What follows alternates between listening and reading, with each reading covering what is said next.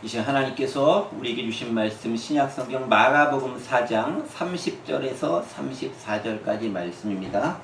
우리 30절에서 34절까지 다 같이 한 목소리로 말씀 같이 함께 봉독하겠습니다. 시작.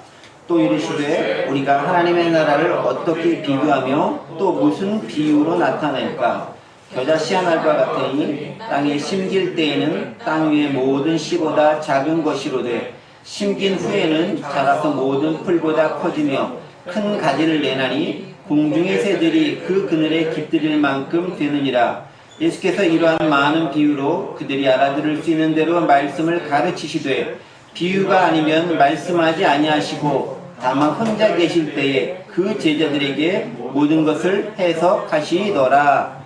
아멘. 마가복음에 있는 비유의 말씀 듣기 전에 염려하지 말고 살아야 될 우리의 모습이 어떤가에 대한 찬양을 하나님께 올려드리도록 하겠습니다. 맥주 감사들 귀한 찬양입니다.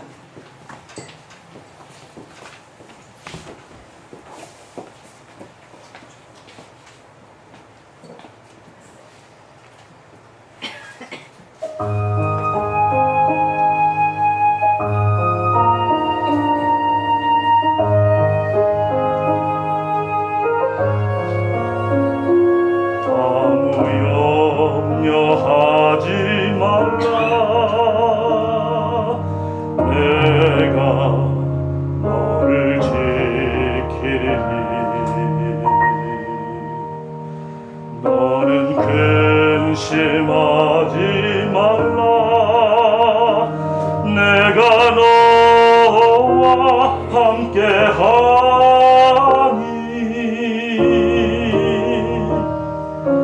모든 일에 기도와 간구로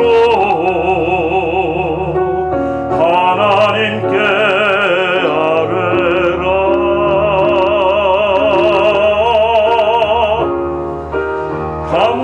감사함으로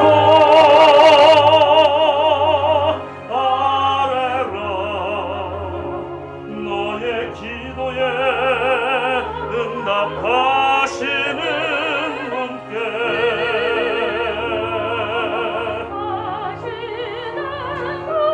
감사함으로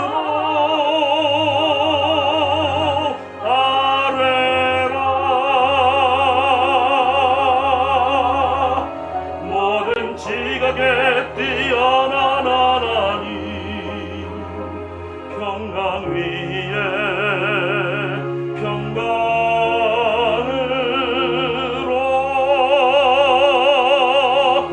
지키시리.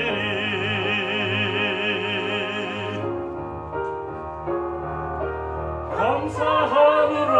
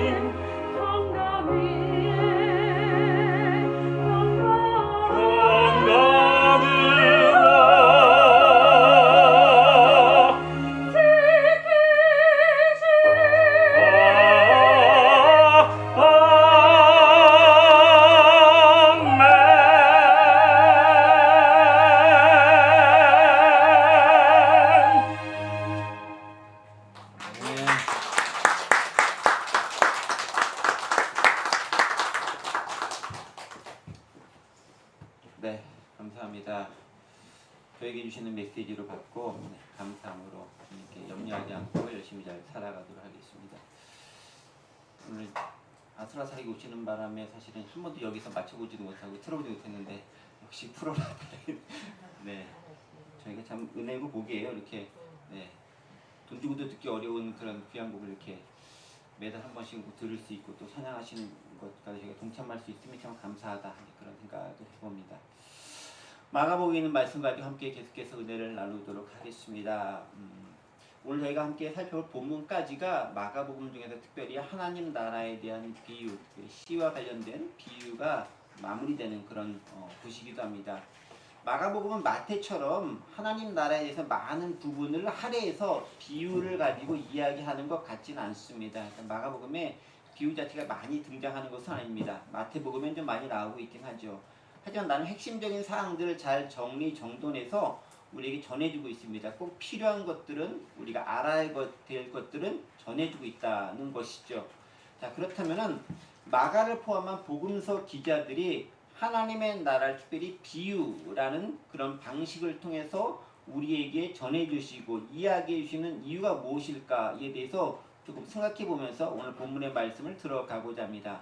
먼저 30절 말씀 이렇게 기록되어 있죠. 30절입니다. 또 이르시되 우리가 하나님의 나라를 어떻게 비교하며 또 무슨 비유로 나타낼까? 라고 얘기합니다.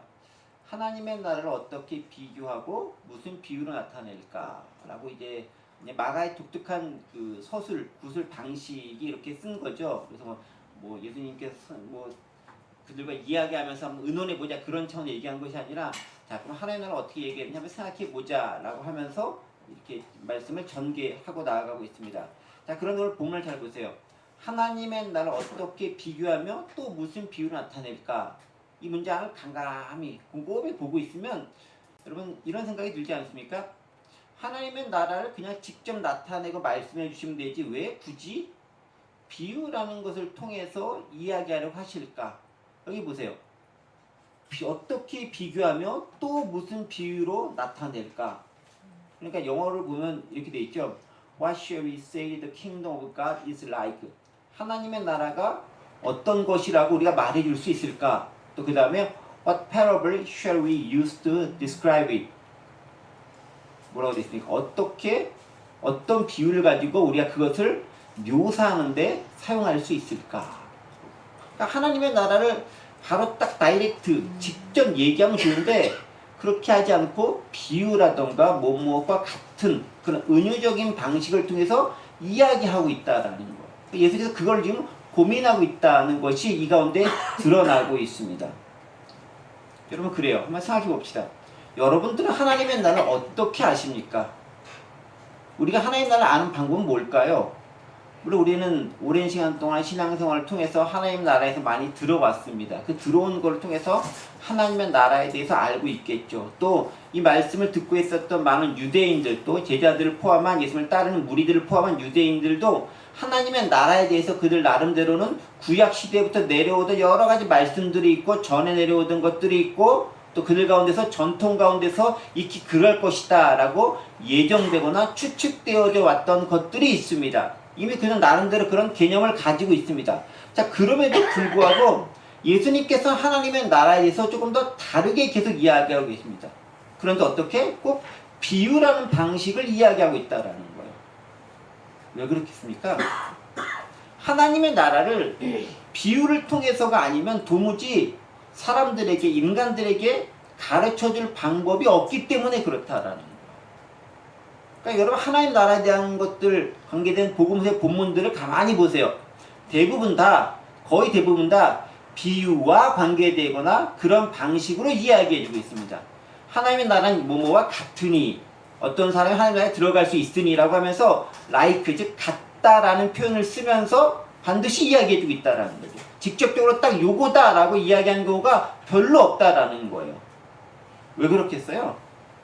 하나님의 나라를 인간들이 직접 보거나 경험하는 것이 없기 때문에 직접적으로 설명할 수가 없다라는 거예요. 아무리 설명해도 인간은 못 알아듣는 거예요. 인간의 지혜와 지식으로 이해할 수가 없는 거예요. 깨달을 수 없는 거예요. 또 그 차원은 어쩌면 우리와는 다른 차원과 다른 영역에 속해져 있는 것이기 때문에 우리의 말로 인간의 언어로 완벽하게 설명해낼 수가 없는 거예요. 그러니까 직접적으로 다이렉트하게 하나님 나라는 이거다라고 딱 말씀하지 못하고 자꾸 비유를 통해서 빗대어서 설명해주고 있다라는 거죠. 그래서요, 가끔 예전에 그런 간증들 많이 하신 분들 있잖아요. 내가 본 천국, 그럼 그래도 괜찮아요. 내가 본 지옥, 이런 건 좀 마음이 어렵죠, 많이. 그런 걸 이렇게 많이 해주시는 분들이 계세요. 그분의 주관적인 신앙의 향상과 성숙을 위해서 또 성장을 위해서 많이 도움이 되는 그런 간증이다라고 저는 개인적으로 평가합니다. 그런데 그 간증들이 객관화될 수는 없고 그 간증 자체가 진리일 수는 없어요. 왜냐하면 하나님의 나라를 인간의 언어를 정확하게 딱 이거다라고 말하는 순간 왜곡하게 되는 거예요. 예수님도 하나님의 나라를 비유가 아니고서는 거의 설명한 적이 없으세요. 그런데 사람이 하나님의 나라를 직접 이거다라고 설명하는 그 순간 그가 얘기하는 것은 하나님의 나라가 아닌 것이 될 수 있는 가능성이 많아지는 거예요. 그래서 내가 본 하나님 나라, 내가 본 천국 이렇다라고 간증한 많은 것들은 저분은 저런 식으로 바뀔 거다라고 생각하고 거기서 끝내시는 것까지만 하면 되는 거예요. 뭐 그것이 맞느니 틀리느니 그런 것까지 논할 가치 사실 별로 없어요. 그냥 그분은 그렇게 바뀌었구나 라는 것 정도까지, 그게 그분의 신앙에 유익하겠구나 라는 것까지. 근데 그게 진짜 하나님 모습의 핵심이냐? 그거는 모르는 거예요. 왜냐면 누구도 하나님의 나라를 직접 보지 못했기 때문에 그래요. 심지어 바울도 삼층전 경험을 했지만 내가 삼층전 가서 본 것이 많지만 이야기하진 않아요. 왜냐면 바울이 그걸 얘기하는 순간 하나님의 나라를 왜곡할 수 있기 때문에 그래요. 인간 세상에 살고 있으면서, 지금 우리가 이 세상에 살고 있으면서 하나님의 나라를 완벽하게 말하는 것 불가능하다라는 거죠. 하물며 예수님도 비유로 말씀하시는데 우리가 뭘 얘기한다? 어렵다라는 것입니다. 그러나 예수님께 비유로 말씀하시면서 이런 것들이 있죠. 하나님의 나라는 정확히 이거다라는 것 대신에 하나님의 나라가 가지고 있는 여러 가지 특징이라든가 그 모습들을 빗대어 설명해 주는데 몇 가지 특징이 있어요. 첫 번째 이런 특징이 있습니다. 하나님의 나라는 특정한 물리적인 모습이나 어떤 현상으로 묘사되거나 설명될 수 없다는 거예요. 하나님의 나라를 딱 갔더니 거기에는 밝은 빛이 있고 모든 아름다운 보석들이 있고 아마도 그런 것들도 있을 것이다 라고 생각할 수 있겠지만 그게 다다 그렇지 않다라는 거예요. 그렇게 어떤 물리적인 것으로, 물질적인 것으로 눈에 보이는 것을 묘사하는 순간 하나님 나라에 대한 왜곡이 될 가능성이 무척 많습니다. 그렇게 하나님 나라를 우리가 묘사할 수 없다라는 거예요. 인간의 언어와 이해는 불가능하다. 때문에 하나님 나라를 어떻게 설명하니 예수님 보면 다 비유를 통해 하나님 나라의 특징과 특성에 대해서 그 의미를 밝혀줄 따름이에요. 하나님 나라는 이러이러한 특징을 가지고 있다. 하나님 나라는 이러이러한 특성이 있다. 하나님 나라는 이런 의미를 담고 있다라고 이야기해 주는 거예요. 이해하시겠죠? 하나님 나라에서 우리가 알 수 있는 것은 거기까지다라는, 이런 특징을 가지고 있다라는 거예요. 그러니까 우리가 이 땅에 하나님 나라를 경험할 수 있다는 것도요, 그런 특징, 그런 의미, 그런 특성이 우리 공동체, 우리 모임 가운데, 이 땅 가운데 나타난다면 하나님의 나라의 모습이 이런 모습을 우리가 조금 맛볼 수 있겠다라고 하면서 경험해 나가는 거예요. 우리의 경험치를 점점 증가시켜 나간다라고 할 수 있죠. 자, 그리고 또 한 가지 중요한 특징이 뭐냐면 하나님의 나라에서 특별히 씨와 관련돼서 참 많이 나타난다라는 거예요. 나중에 한 번 더 살펴보긴 하겠지만은 특별히 하나님의 나라는 씨와 관련된 씨의 성격과 이 땅에 임한 하나님의 나라의 성격이 무척 유사하다는 거예요. 그러니까 하나님의 나라, 본질적인 하나님의 나라가 씨와 같느냐? 그렇지는 않을 거예요. 그런데 이 땅에 임한 하나님의 나라를 설명하면서 예수님은 여러 차례에 걸쳐서, 오늘 본문에는 마가복음만 해도 벌써 3가지 종류의 씨와 관련된 비유를 통해서 우리에게 이야기해주고 있다는 거죠. 씨하고 무척 유사한, 그리고 씨와 통하는 부분들이 많이 있다라는 것입니다. 우리 그 정도까지 머리에 좀 염두에 두면서 왜 특별히 하나님의 나라를 비유를 통해서, 특별히 씨를 통해서 이야기하고자 하시는 것에 대한 생각을 조금 염두에 두면서 말씀을 좀 들었으면 좋겠습니다. 자, 오늘 말씀 본문을 좀 더 집중으로 들어가 보겠습니다. 오늘 본문이 31절부터 본격적인 얘기인데요. 오늘 본문은 다른 복음서, 특별히 마태복음과 누가복음에도 함께 들어가 있는 그런 편향되어진 본문이기도 합니다. 마태복음을 중심으로 살펴보면요, 마태복음에 있는 본문이 있죠. 마태복음도 13장 31절부터 35절이에요. 마가복음도 4장 30절부터 34절까지인데 이야기된 비유는 똑같이 31절, 32절이 겹쳐져 있어요. 제가 이거 확인해 봤는데 참 신기하더라고요. 어떻게 똑같지? 그렇습니다. 마태복음 13장 31절, 35절 여기 있죠. 네. 또 비유를 들어주시되 천국은 마치 사람이 자기 밭에 갖다 심은 겨자씨 하나를 같으니 이는 모든 씨보다 작은 것이로되 자란 후에는 풀보다 커서 나무가 되매 공중의 새들이 와서 그 가지에 깃들이느니라 라고 하면서 오늘 본문에 있는 말씀이 마태복음에도 거의 유사하게 이렇게 기록되어 있습니다. 그리고 거기서 끝나는 게 아니죠. 오늘 보면 마태복음 33절 보면 또 비유를 말씀하시되 라고 하면서 천국은 마치 여자가 가루 서말 속에 갖다 넣어 전부 부풀게 한 누룩과 같다라고 하면서 마태복음에는 누룩에 대한 비유가 하나 더 첨가되어져 있는데 오늘 보면 마가복음에는 없어요. 그렇죠? 자, 그리고 나서 34절, 35절 마태복음 오늘 본문에 있는 것과 또 동일한 부분들이 또 연결되어 있습니다. 그래서 마태복음 보면 예수께서 이 모든 것을 우리에게 비유로 말씀하시고 비유가 아니라 아무 말씀하지 아니하셨느니라. 이는 선지자를 통해 말씀하신 바 내가 입을 열어 비유로 말하고 창세부터 감추인 것들 드러내리라 함을 이루려 하심이라 라고 하면서 자기가 예수께 비유로 말씀하신 것들이 성경에 이미 예고되고 그렇게 하라고 되어져 있는 것들을 내가 실행하고 완수하고 완성하고 있다라고 이야기하고 계십니다. 마태복음에 이런 본문들이 있는 거죠. 그런데 마가복음엔 이런 것들이 상당히 더 간추려져서 기록되어져 있는 것을 발견할 수 있습니다. 마태복음과 마가복음이 약간 다른 부분들이다. 누룩의 비유가 마태복음엔 들어가 있는데 마가복음은 없다라는 것을 우리가 발견할 수 있습니다. 자, 그런데 조금 더 한번 살펴볼 필요가 있을 것 같아요. 마태복음과 마가복음의 오늘 본문과 관련된 비유 있죠. 31절, 둘 다 31절, 32절인데 함께 한번 띄워놓고 보면은 두 개가 가지고 있는 유사성과 차이점을 살짝 발견할 수 있습니다. 여기가 이제 마가복음이고요. 여기가 지워진 조금 보이는 건 얘 때문에 그런 거예요. 네, 여기가 이제 마태복음이 있는 거 있습니다. 이게 영어가 있고 없고 책이 있지만 한번 보세요. 거의 비슷하지만 살짝 차이점이 있습니다. 어떤 차이점이 있느냐? 첫 번째 차이점. 마태복음을 보면요. 주어가 등장합니다. 주어가 누구죠? 천국은 마치 사람이 자기 밭에 갖다 심은 겨자씨 하나를 같으니. 겨자씨를 누가 심었죠? 사람이. 그러니까 사람이 심은 걸로 되어 있어요. 그러니까 사람이라는 주어가 나와요. 있죠? 사람이 자기 밭에 갖다 심은 겨자씨다. 겨자씨를 누가 심었다? 사람이 심었다. 마가복음은 누가 심었다 나옵니까? 주어가 없어요. 그냥 씨가 심겼다라고 되어 있어요. 사람이 심었는지 길 가다가 새가 먹다 떨어뜨린 게 심어졌는지 모르겠는데 어쨌든 마가복음엔 씨가 심겨져 있는 거예요. 근데 마태복음은 누군가가 사람이 심었다라고 되어 있어요. 중요한 차이점이 여기서 드러나고 있죠. 무슨 차이점일까요? 마태는요, 사람이 심는다라는 걸 무척 중요하게 강조하고 있다는 거예요. 사람이 심는다라는 거예요. 사람이. 여기서 사람이 이제 예수님인 경우가 대부분이겠지만, 그러나 그 예수 그리스도의 위임을 받은 우리가 역시 복음의 씨를 누군가에게 또 심는다라는 의미도 되는 거예요. 어쨌든 사람이 씨를 심어야 되는 거예요. 근데 이제 정확하게 이제 영어 성경을 포함한 다른 부분들 보면은 심다라는 게 이렇게 잘 파서 이렇게 심다는 거 되지만 많은 씨 뿌리는 부에서 씨는 뿌려지는 거예요.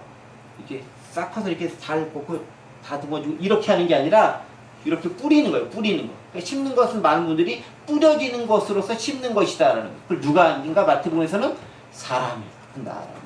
마가복음에서는 그게 중요하지 않다라는 거죠. 그럼 마가복음에서 뭐가 중요하다는 거예요? 씨가 중요하다는 거예요. 씨가.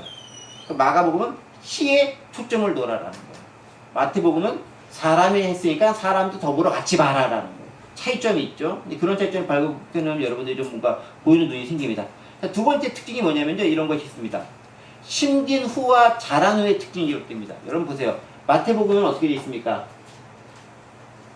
마태복음부터 비유를 청구하지 살을 자기가 갖다 하나를 갖더니 모든 씨보다 작은 것이다. 자란 후에는 풀보다 커서 나무가 되며 자라다라고 되어 있죠. 근데 마가복음은 뭐라고 되어 있습니까? 심긴 후에는 자라서 모든 풀보다 큰 가지 된다. 심긴 후에는 자란다. 여기 심긴 후라는 표현이 되어 있고 여기는 자란 후라는 표현이 되어 있죠. 심겼다라는 부분들이 좀 생략되어져 있다라는 거죠. 여기는 자라다라는 게 초점이 되어져 있는 것이고 마가복음에서는 심겼다라는 데 초점이 되어져 있다라는 거죠. 심기기 전이냐 심긴 후냐라는 것이 초점되어 있죠. 어떤 차이점이 있을까요? 그러니까 마가복음은 인위적인 노력 자체가 많이 배제되어져 있다라는 거예요.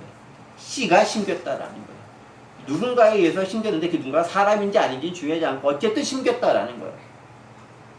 그리고 마태복음을 보면은 그것이 자랐다라고 되어 있습니다. 누군가가 심었기 때문에 이게 잘 자라났다라는 어떤 인위적인 요소가 개입될 부분들에 대해 상당히 열어놓고 있는 모습을 발견할 수 있다라는 거죠. 그런 차이점이 있습니다. 자, 또 한 가지 차이점이 있습니다. 오늘 본문, 이 본문을 포함해서 마태복음과 관련해서 마태복음과 마가복음 관련해서 또 한 가지 중요한 차이점이 있는데 오늘 본문에는 마가복음에는 누룩에 대한 비유가 없어요. 그렇죠? 근데 마태복음에는 누룩에 대한 비유가 쑥 들어가 있습니다. 33절이 그 말씀이에요. 마태복음 13장 33절 말씀 보세요. 기록되어 있죠. 네. 또 비유로 말해서 천국 마치 여자 가로토마에서 갖다 놓은 전복 부피한 누룩과 같다라고 하면서 누룩에 대한 비유가 마태복음에는 들어가 있어요. 근데 마가복음에 이게 생략되어져 있죠. 왜 그럴까라는 거죠. 그럼 누룩이나 겨자씨나 둘 다 비슷한 성질을 가지고 있는 거예요. 어떤 것? 처음에는 무척 작지만 나중에는 크고 확대해지고 커진다라는 특징을 가지고 있습니다. 그런데 씨는 어떻습니까? 겉으로 보여지는 모습 가운데서 이렇게 활동해서 커져가는 거예요. 그런데 누룩은 어떤 것입니까? 보이지 않는 내부 속에서 뭔가 작용되어서 그것을 부풀게 하는 능력을 가지고 있다는 거죠. 그러니까 누룩의 비유는요, 하나님 나라의 내적인 성숙과 성장에 초점을 맞춘 비유예요. 그런데 겨자씨 비유는 하나님 나라의 외적인 성장에 또 초점을 맞춘 그런 이야기이기도 합니다.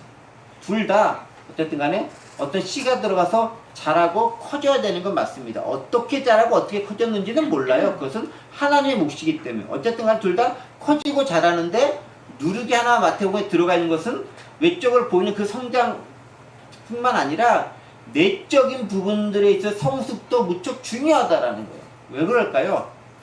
마태복음에 있는 마태 공동체가 특별히 그런 부분들이 필요했다라는 거예요. 어떤 부분들이? 내면적으로 그 공동체가 미성숙한 부분들이 여전히 많이 있었다라는 거죠. 그러나 마가복음에 봤었을 때는 복음의 핵심적이고 본질적인 부분만 딱 던져주고 그것이 잘하는 것을 족하다라는 거예요. 그런데 마태복음은 거기에 더하여져서 그들 내부적으로 성숙하고 또 무르익어야 될 부분들이 필요했다라는 거예요. 뭔가 변화시킬 것들이 필요했다. 누룩과 같은 것이 필요했다라는 거예요. 그게 하나님 나라의 모습이라는 거죠. 합치면 어떻게 되어 있습니까? 하나님 나라는 내적으로 외적으로 둘 다 성장, 성숙하게 되어져 있다라는 것입니다. 내적으로 외적으로 변화하고 자란다. 성장과 성숙이 모두 필요하다라는 것을 드러내고 있습니다. 그러니까 마태복음이나 마가복음이나 오늘 본문에 비롯해서 말씀하신 것들은 하나님 나라는 다 성장하고 성숙하고 자라나게 한다라는 겁니다. 어떻게 그것이 작용되는지는 우리는 잘 몰라요. 그러나 시간이 지나간 다음에 심긴 후에 자란 후에 보고 나니까 커지고 확대되어져 있다라는 겁니다. 그런 것을 우리가 기억할 필요가 있다라는 거죠. 자, 그럼 다시 본문으로 넘어가 보겠습니다. 본문 말씀을 다시 해보겠습니다. 마가복음 4장 31절 32절입니다.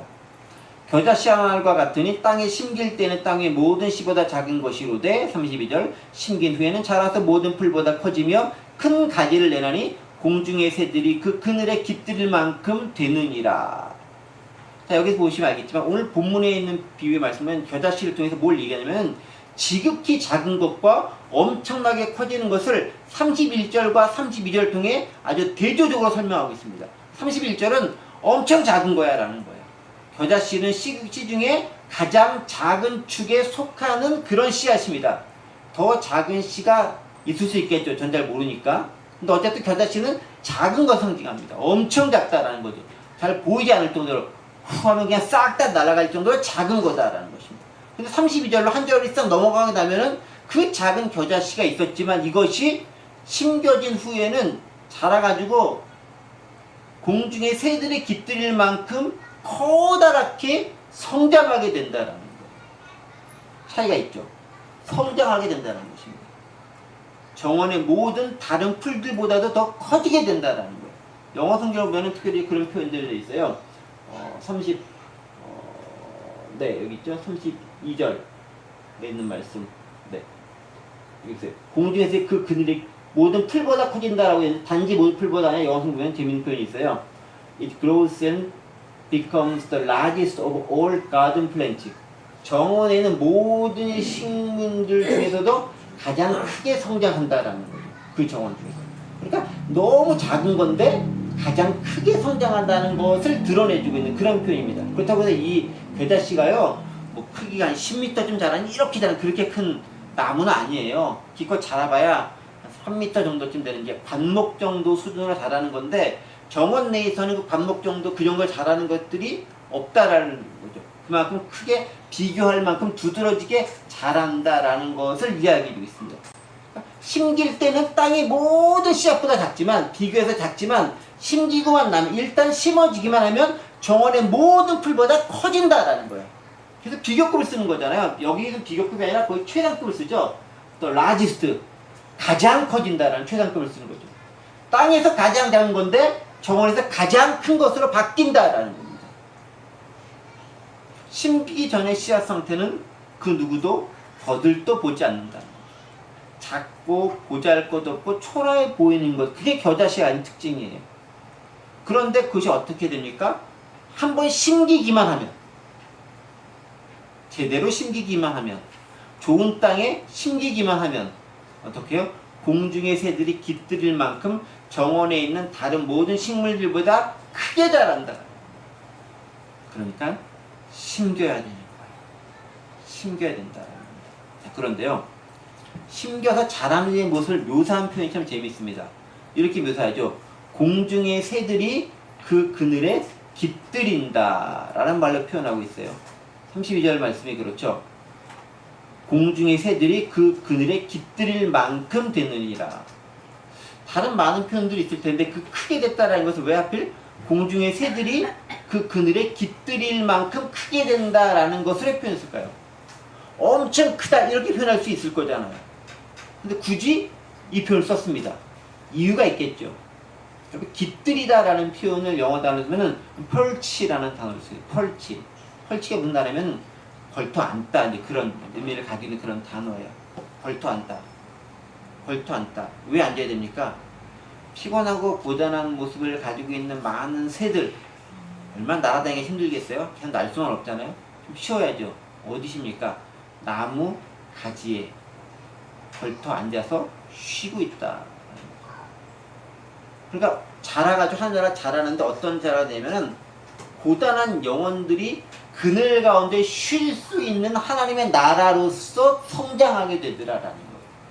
고단하고 힘든 그 새들이 날아와서 잠시 그늘 가운데 쉬면서 그들의 힘을 재충전하고 다시 살아갈 그런 동기를 얻어가는 것처럼 그런 우리의 고단한 영혼들이 쉼을 얻는 장소가 하나님의 나라다라는 거예요.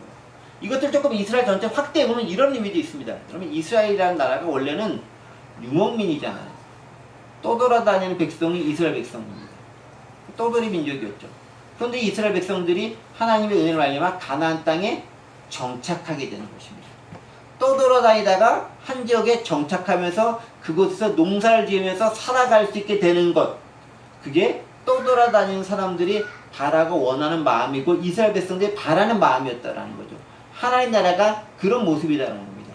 떠돌아다녔던 너희들이 정착해서 이루어져서 많은 것들을 경험하는 곳, 그것이 하나님의 나라, 즉 겨자씨가 자라서 성장한 나무가 그런 모습이다라는 거예요. 또 한 가지 중요한 특징이 있습니다. 공중의 새들이 깃들인다라고 했습니다. 공중의 새들. 여러분, 나라는 국경이 있어요, 없어요? 나라 있죠. 철책선이 있거나 뭐가 있거나. 자, 그런데 하늘에는 보이지 않는 국경이 있을지 모르겠지만 새가 그 국경에 구애받지 않고 잘 날아다니죠. 인간이 만든 비행기는 국경을 넘나들 때 허가도 받고 여러 가지 조치를 취해야 되지만 새들은 국경 넘나들 때 아무도 허가받지 않아요. 그냥 왔다 갔다 하면 됩니다. 무슨 얘기입니까? 누구도 그것을 들여다는데 걸리적거리거나 장애 요소로 작용하지 않는다라는 것입니다. 하나님의 나라는요, 누구나 들어올 수 있는 곳이라는 거예요. 국경이 없다라는 거예요. 경계가 없다라는 겁니다. 무슨 말이에요? 하나님의 나라는 유대인뿐 아니라 이방인에게도 열려있다라는 것을 상징적으로 드러내는 표현이다라는 거죠. 단지 유대인들만 믿어서 구원받을 수 있는 그냥 메시아 사상 가운데 있었던 그런 하나님의 나라를 넘어서서 그런 것이 아니라 이방인 모두 전 세계에 있는 모든 사람들이 누구나 들어와서 편하게 쉴 수 있는 것, 수고하고 무거운 짐진 자들 다 내게로라 내가 너희를 쉬게 하리라 라고 말씀하신 바로 그곳과 같은 곳이 하나님의 나라인데 바로 어떻게 겨자씨가 자라서 성장하며 만들어지는 것이 그 모습이다라는 거예요. 천국이 그렇다. 천국은요 그랬어요. 누구나 들어올 수 있는 곳이어야 돼요. 신분에 따라서, 국적에 따라서, 인종에 따라서, 성별에 따라서, 연령에 따라서 막아서는 거 있으면 안 된다라는 거예요. 다 들어올 수 있어요. 특별히 와서 뭐합니까? 고단한 영혼들이 쉼을 얻을 수 있는 곳이에요. 그리고 잠시 걸터 앉을 수 있는 곳이 바로 천국의 모습이다라는 것입니다. 왜 겨자씨 나무가 이 비유를 통해 말씀하실 때 그러한 모습으로 사는 나라가 우리는 있다라는 것입니다. 천국이 그러하다라는 것입니다. 열려진 곳으로서의 천국을 우리에게 이야기해주고 있습니다. 이렇게 겨자씨 비유를 통해 천국을 설명해주고 있는 거예요. 천국은 그러한 곳이다라는 거예요. 차별도 배제도 혐오도 없이 열린 곳과 같은 곳이 천국이다라는 거예요. 딱 정확하게 설명해 주는 것이 아니라 그렇게 묘사해 주고 있는 거죠. 자, 그렇게 얘기한 다음에 이 마무리합니다. 비유 전체에 대해서 다시 한번 마무리 이렇게 합니다. 33절 34절이에요. 예수께서 이러한 많은 비유로 그들이 알아들을 수 있는 대로 말씀을 가르치시되 비유가 아니면 말씀하지 아니하시고 다음 혼자 계실 때 그 제자들이 모든 것을 해석하시더라. 이게 33절 보면요. 이런 많은 비유로 그들이 알아들을 수 있는 대로 말씀을 가르치셨다. 그러니까 오늘 비유뿐만 아니라 더 많은 비유들도 말씀하셨을 거라는 거예요. 그런데 성경은 몇 가지만 마가가 추려서 기록하고 있는 거죠. 이거 외에 많은 것들을 비유로 말씀해 주셨을 것입니다. 본문 외에도 많이 있을 수 있다는 거죠. 자, 그런데 가만히 보세요. 그렇게 말씀하셨지만 34절 보세요. 다만 혼자 계실 때 그 제자들 모든 것을 해석하시더라. 그 말은 뭐예요? 제자들이 아닌 그 말을 듣고 떠나갔던 사람들은 그 비유의 의미를 제대로 알지 못했다라는 것이 이 가운데 들어가 있는 표현이잖아요. 그러니까 제자들은 해석해 주는 거예요. 이게 이런 뜻이야 라고 설명해 줘요. 근데 이 설명 못 들은 사람들 있잖아요. 제자들 말고 떠나갔던 사람들, 그 무리가 섞여 있었지만 끝까지 함께하지 못하고 저버리고 갔던 사람들, 이런 사람들 있잖아요. 그들은 어떻게 됩니까? 비유를 제대로 들어야 못 들어요. 비유는 듣지만 해석은 못 듣는 거죠. 비유는 듣는데 이게 무엇을 뜻하고 무엇을 의미하는지는 깨닫지 못하는 거죠. 그 기회를 그들은 상실해버리고 많다는 거죠. 예배 자리에 다 같이 앉아 있는데요. 말씀은 듣는데 말씀을 깨닫는 사람이 있고 말씀을 듣기만 하고 그 의미는 모르고 그냥 가시는 분들이 계세요. 오늘 여기 있는 비유 말씀과 비슷하지 않을까요? 예수님께서 말씀을 가르쳐서 이건 이런 뜻이야 라고 깨닫게 해주셔야 그러면 아 그렇구나 라고 아하 익스피리언스 아하 경험을 하는데 듣기는 들었는데 귀가 안에 웅웅 울리다가 그리고 그냥 가버리는 거예요. 많은 사람들이 그렇게 가버리는 거죠. 우리도 그럴 수 있는 거죠. 같은 예배당에 있으면서 또 같은 설교를 들으면서 같은 책을 읽으면서 누구는 깨달아 알지만 누구는 하얀 건 종이요 까만 건 글씨입니다 라고 그치는 경우, 공기 가운데 있고 들려지는 건 목사님의 목소리인데 뭔 뜻인지 모르겠습니다, 내 머릿속에 윙윙거리다 지나갑니다 라는 분들도 계실 수 있다라는 것입니다. 여러분 근데요 이런 것이 있죠. 하나님의 말씀을 진짜 깨닫고 그 의미를 아는 것, 여러분 그건요 이렇게 해석할 수가 있어요. 개인적으로 하나님의 비밀을 공유하는 거다. 왜냐면 비유를 말씀해 주시고 비유를 설명해 주잖아요. 그러니까 여기 뭐라 하냐면 혼자 계실 때 그 제자들에게 모든 것을 해석하시더라 라고 말씀하신 것은 혼자만 딱 있다라는 그런 의미가 아니라 개인적으로 그 제자들에게만은 따로 설명해 줬다 그런 표현인 거예요. 그러니까 하나님과 정확히 예수님과 그 제자들 사이에만 간직할 수 있는 비밀된 어떤 이야기들, 내용, 공유된 사실들이 있다라는 거예요. 근데 여러분 이런 거 있지 않습니까? 친구끼리도요 비밀을 공유하는 친구가 있고 절대 비밀 얘기 안 하는 친구가 있어요. 어느 친구가 더 친한 친구고 어느 친구가 더 믿음직한 친구입니까? 비밀을 공유하고 있어야 일단 생사 공동체가 되는 거잖아요. 내가 죽으면 너도 죽고 같이 죽을 수밖에 없는 비밀을 알고 있으니까. 네, 거기는 뭐 알고 있는 게 있나 보군요. 그럼, 네. 그러니까 다른 거가 차별되는 게 있는 거죠. 그러니까 비유를 해석을 들은 제자들은 예수님과 그런 친밀한 공동체성을 느끼는 거예요. 아, 예수님과 나는 이 말씀을 깨달아 아는 어떤 비밀이 있구나, 비밀을 공유하고 있구나라는 공동체성을, 공유 정신을 갖게 되더라는 거예요. 그러니까 우리가 말씀이 많이 깨달아질수록 나와 예수님 간에 공유되는 부분들이 점점 커져가는 거예요. 그 말은 뭐냐면 내가 조금 더 예수님을 점점 더 많이 닮아간다라는 거죠. 예수님의 많은 부분들이 내가 깨달아지는 것이 많아질수록 더 내가 예수님으로 인해 커져가는 거예요. 공유된 부분들이 많아져가는 거예요. 비밀을 더 많이 경험해지는 거예요. 친밀감이 더욱더 커져가는 거예요. 그러니까 많은 것들이 깨달아 알수록 예수님과 나는 더 친밀한 사이가 되는 거예요. 그러니까 성경을 많이 읽은 게 중요한 게 아니라 읽었는데 머릿속으로 그냥 지나쳐 아마 윙윙거리는 소리로 하얀 건 종이요 까만 건 글씨로 넘어간다면 그게 무슨 소용이 있어요. 어떻게? 해석되어지고 깨달아지는 말씀 내 가운데 자리를 잡아야 그게 우리 가운데 역사하는 힘이 되더라라는 것입니다. 그게 많아진다는 것입니다. 자, 그런데 보세요. 비유를 얘기하는 이유는 뭐라 그랬죠? 하나님 나라 직접 얘기해 주니까 인간이 몰라, 알 수가 없어. 인간의 언어로 설명할 수도 없어. 그러니까 비유를 통해서 하나님 나라를 알아들을 수 있도록 이야기해 주는 거예요. 그러니까 비유의 목적은 이런 거죠. 잘 이해시키기 위한 거예요. 잘 알아듣게 하기 위한 게 목적입니다. 근데 알아듣도록 비유를 들고 예를 들는데 그 비유가 더 어려워. 종종 그럴 때가 있잖아요. 이제 설명을 잘 못하는 사람, 저도 종종 그럴 때 있는 것 같아요. 설명을 못하는 사람들은 예를 드는 그 예가 더 어려워. 뭔 소리야? 얘가 더 어려워. 이렇게 하는 경우가 종종 있을 수 있어요. 한 얘기하면 그런 경우가 있어요? 그러면 안 되잖아요. 그 말은 뭐겠습니까? 예수님께서 백성들에게, 제자들에게 얘기해 줬을 때 그 제자들의 수준과 상태를 파악하시면서 얘기해 주는 거예요. 그들의 수준이 어떤 수준입니까? 대부분 학식이 뛰어나고 배운 게 많고 엘리트 계층이고 귀족, 왕족 이런 사람 예수님 제자들이 별로 없어요. 주로 다 갈릴리 어촌의 어부 출신들, 사회에서 주로 버려진 사람들, 소외된 사람들, 공동체에 끼지 못하는 사람, 이런 사람들이 예수님을 많이 쫓아다녔어요. 또 병이 들거나 아파가지고 사회성이 제대로 발현되지 못하는 사람들, 이런 사람이 주로 많이 쫓아다녔습니다. 그 사람들이 너무 어려운 걸로 예를 들면은 이해할 수 없을 거 아니에요. 예를 들면 사람을 잘 설명해 주는데 락강으로 식으로 설명하면 이렇게 해가지고 딱 이 말씀드리면은 말하는 저도 부끄럽고 듣는 여러분들도 어려울 거 아니에요. 저 얘기 왜 하는 거야? 안 하는 게 낫지. 뭐 이런 표현 될 거 아니에요. 그러니까 어떻게 표현했습니까? 그들이 알아들을 수 있는 것들을 사용해서 비유를 말씀하시는 거예요. 그래서 비유에 대한 도구는 주로 어떤 겁니까? 그들이 쉽게 접할 수 있는 자연 만물들. 하늘의 새를 보라, 들의 꽃을 보라. 그렇게 설명하잖아요. 하나님께서 먹이지 않느냐? 입히지 않느냐? 그게 하나님 나라의 모습이야. 이렇게 설명하는 거잖아요. 그럼 또 뭘 설명합니까? 등잔을 보라. 집에 있는 맨날 보는 그 물건.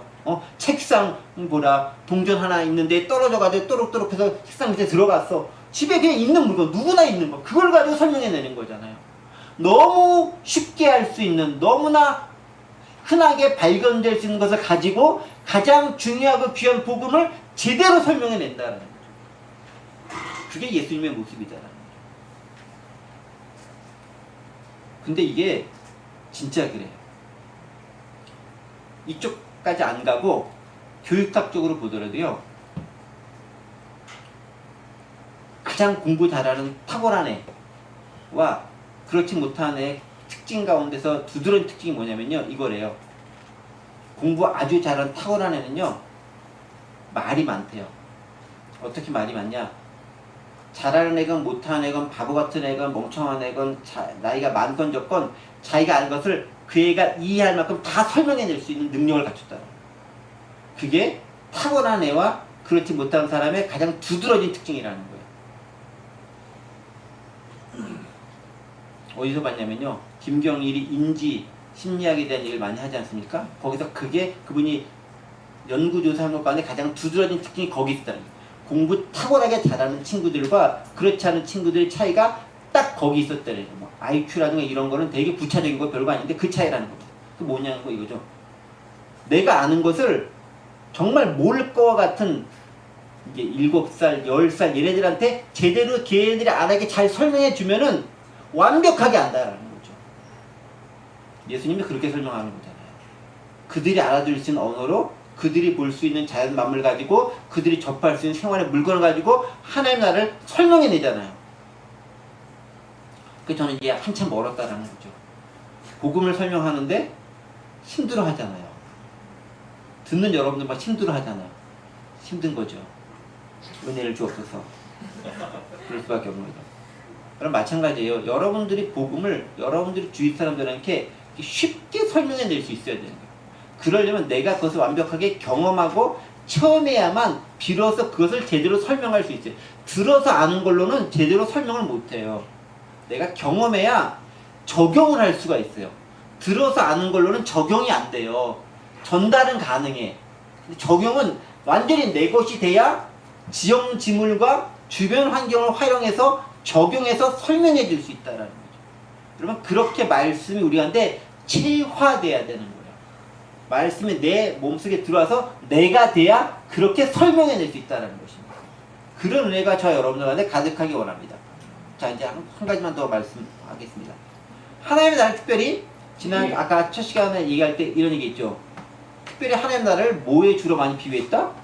씨로 비유했다. 아니 그 많은 여러 가지 도구들이 있는데 특별히 마가복음 보면은 씨와 관련된 비유가 많이 납니다. 어떤 비유가 나온다고요? 하나님 나라에 대한 비유? 씨 뿌리는 비유. 또 마가복음 또 보면 어떤 비유? 자라나는 씨에 대한 비유. 또 오늘 본문은 무슨 비유? 겨자 씨에 대한 비유. 공통점은 다 씨, 씨드라는 씨를 가지고 이야기하고 있다는 것입니다. 근데 약간 좀 강조점이 다르죠. 씨 뿌리는 비유에서 즉 4장 2절부터 9절의 씨 뿌리는 비유에서의 핵심은 뭡니까? 어떤 상태의 받침가에 초점을 두면서 얘기하고 있습니다. 그 다음에 자라나는 씨의 비유, 지난 봤던 것의 비유는 뭡니까?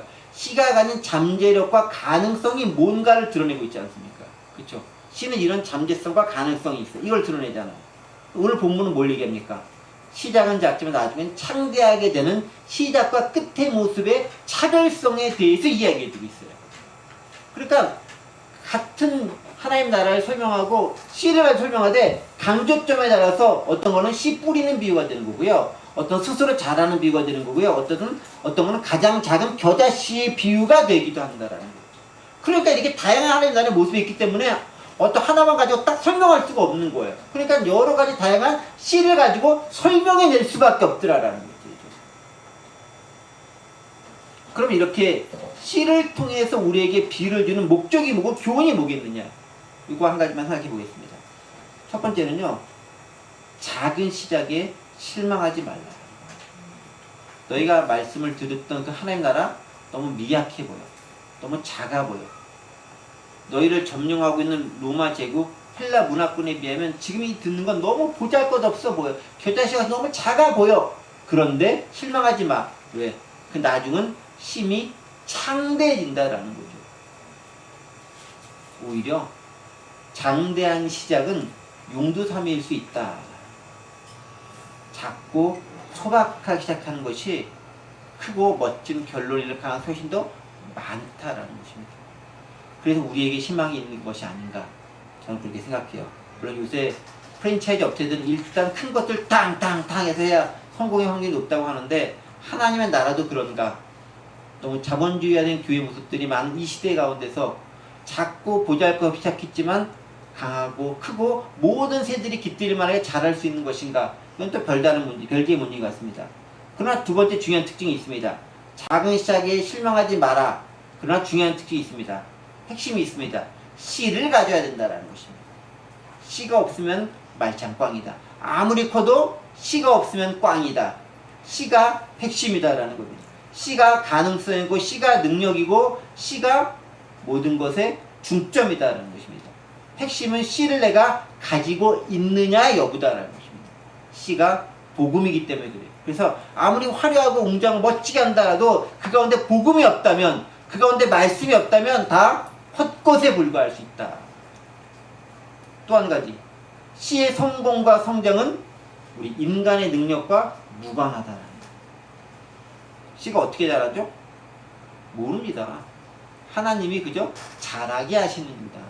누구는 씨 뿌렸고, 누구는 물 줬고, 누구는 양분 줬고, 누구는 잡초를 제거했지만 자라게 하시는 누구다? 하나님이다. 마지막 한 가지 더. 추수는 누구의 몫이다? 주님께서 하시는 거다. 물론 추수꾼을 주님께 사용하시긴 합니다. 하지만 그것은 주님의 몫이다라는 것입니다. 내가 갖는 게 아니라 주님이 가져가시는 거죠. 우리는 맡은 일에 충성할 따름이다. 그래서 왜 나는 추수꾼이 아닙니까? 라고 한탄해하지 말아야 된다는 거죠. 씨 뿌리는 것 힘든 건데, 그런데 더 힘든 사람이 있어요. 밥 가는 거예요. 그게 더 힘들어요. 기경하는 게 더 힘듭니다. 기경하는 사람도 있어요. 씨 뿌리기 전에 밥부터 갈아야 되는 사람들도 있어요. 그들도 사역자지 않겠습니까? 어느 사역자로 있든지 하나님께서는 그들을 다 귀하고 아름답게 사용하신다라는 것입니다. 추수는 하나님의 것이다. 말씀을 정리합니다. 하나님은 특별히 씨와 관련된 말씀을 통해서 우리에게 이야기해 주고 계십니다. 그것이 씨 뿌리는 자의 비유든 자라나는 씨의 비유건 겨자 씨의 비유건 핵심은 동일합니다. 씨가 그 가운데 있느냐 여부가 무척 중요합니다. 그 씨는 복음이고 말씀입니다. 그리고 그 씨는 가능성을 가졌습니다. 그 씨는 잠재력이 있습니다. 그 씨가 있다면 결국은 자라서 열매를 맺게 될 것입니다. 아름답고 귀한 좋은 밭에 그 씨가 뿌려지고 또 우리가 씨 뿌릴 사명을 받았다면 그런 밭에 뿌릴 수 있는 우리가 되어져서 하나님의 나라가 우리와 우리 주변에 있는 많은 사람들이 경험할 수 있는 그 아름다운 것들이 우리가 속히 이루어지기를 간절히 원합니다. 기도하겠습니다. 은혜와 사랑의 하나님 아버지 감사합니다. 마가복음 말씀을 통해서 하나님의 나라가 씨와 같고 또 그 모습이 어떠한 것인가를 다시금 생각해 보았습니다. 비유를 통해 주시는 말씀을 통해서 하나님의 나라가 왜 그래야 되는지도 생각해 보았습니다. 하나님, 우리가 말씀을 통해서 주님과 비밀을 공유하게 하시고 깨닫게 하시고 알게 하시고 내 것이 되게 하셔서 하나님의 귀한 사역자와 일꾼이 되게 하시고 하나님 나라의 그에게 쓰임받는 주님의 놀라운 종이 될 수 있도록 도와주옵소서. 감사드리며 예수 그리스도의 이름으로 기도하옵나이다. 아멘.